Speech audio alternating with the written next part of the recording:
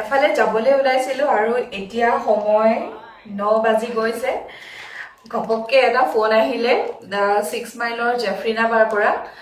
তেওঁক 40খন কুলাত অসমৰ সৰু সৰু সম্পদ কিছুমান লাগে, এই কপৌ ফুল, ঢোলমণিটো আৰু জাপি।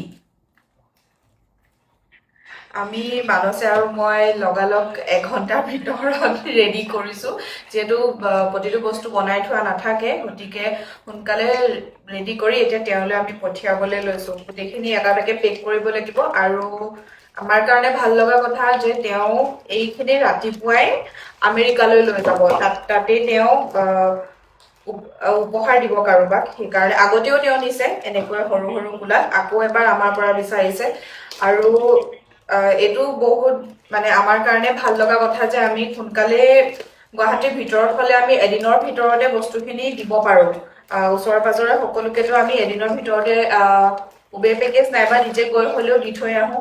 সেইকাৰণে কিবা কাৰোবাক দিব লগা হ'লে উপহাৰৰ ক্ষেত্ৰত আমালৈ বহুতৰে মনত পৰে যে নিবলৈ অহাবে আমাক সোনকালে কৰি দিব, আৰু সেই বিশ্বাস আমি ৰাখি আহিছোঁ। আৰু এইখিনিতে জেফ্ৰিনা বালৈ মই ধন্যবাদ জনাইছোঁ আমাক আকৌ এবাৰ মনত পেলোৱাৰ বাবে। আপুনি ধুনীয়াকৈ যাওক আৰু দি আহক।